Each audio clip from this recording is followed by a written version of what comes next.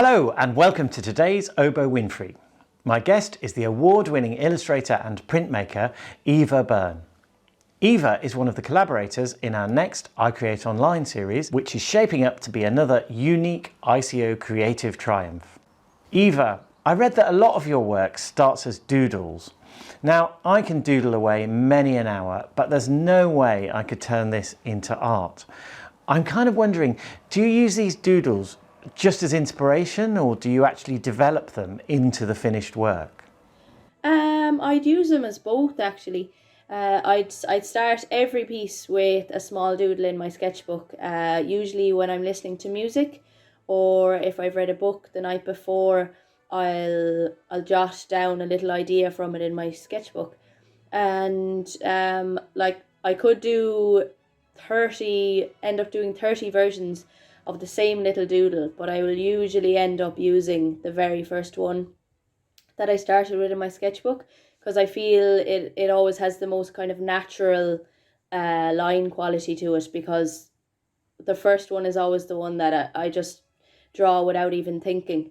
So I usually like that drawing the best. So yes, it would usually end up being in the finished piece. Now, when the ICO found you, I think we couldn't believe our luck because, from what I understand, you take your inspiration from people, songs and storytelling, which is a perfect fit for I Create Online. How did your usual style of working fit with what the ICO asked you to do? It was actually a dream project, to be honest, because like most of my work would start with a line from a song that I've written down, or just a piece of music that I have that I'm listening to on my headphones while I'm drawing. So for this project to be a drawing that's inspired by a piece of music, it really worked with my usual style. And yeah, I was really excited to be given the opportunity to work with music that I wouldn't have worked with before. Catherine Hunker and Jimmy Smith recorded the music, and I wondered if you could sort of pick up the story of what actually happened when you came along. How did your creative process fit into the whole project? So there was a bit of back and forth with Catherine before we decided on the final song that we were going to use for the collaborative piece. We discussed a few different pieces of music, and we settled on this song, The Unquiet Grave, because it was kind of a perfect medium. We were both really excited with that particular song. We felt it would work well with both their style and my style of drawing. So once we decided on the song, I listened to before the actual piece was recorded. I listened to the Luke Kelly version many times on my own at home to kind of just get a feel for the music and of the kind of drawing I'd like to make for the final piece. So that kind of got my ideas flowing, and I had kind of a plan of where I was going to go with the piece. And on the day then when we went in to record, I was set up at a desk, and I just had the music playing in my headphones the whole time for a few hours actually that it took to complete the drawing. I had actually that music on for most of the time, so it was constantly playing in my ear, and I was constantly inspired by what I was listening to as the piece kind of unfolded.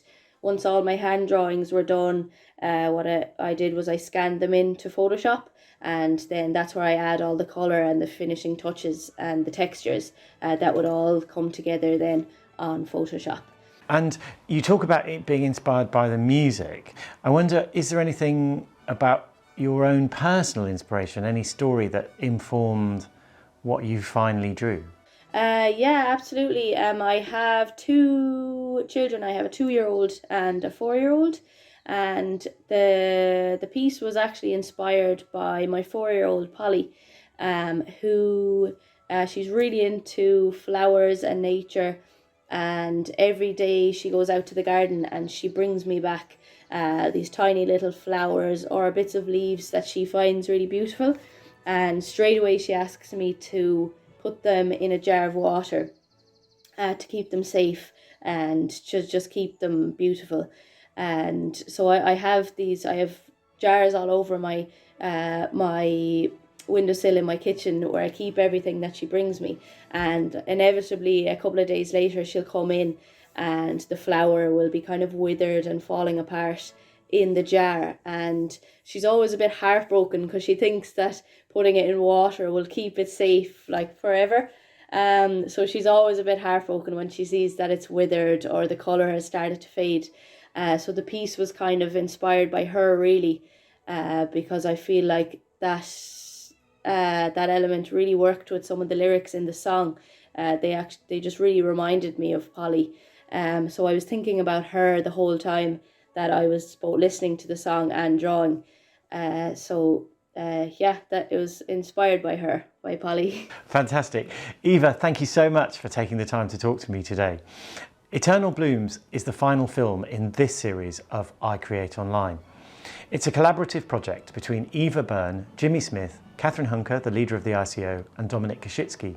It will be released on the 29th of April. Next week, I'll be talking to Catherine Hunker, who will be giving us her insight and hopefully some news about what's coming next from the ICO. See you then, and take care.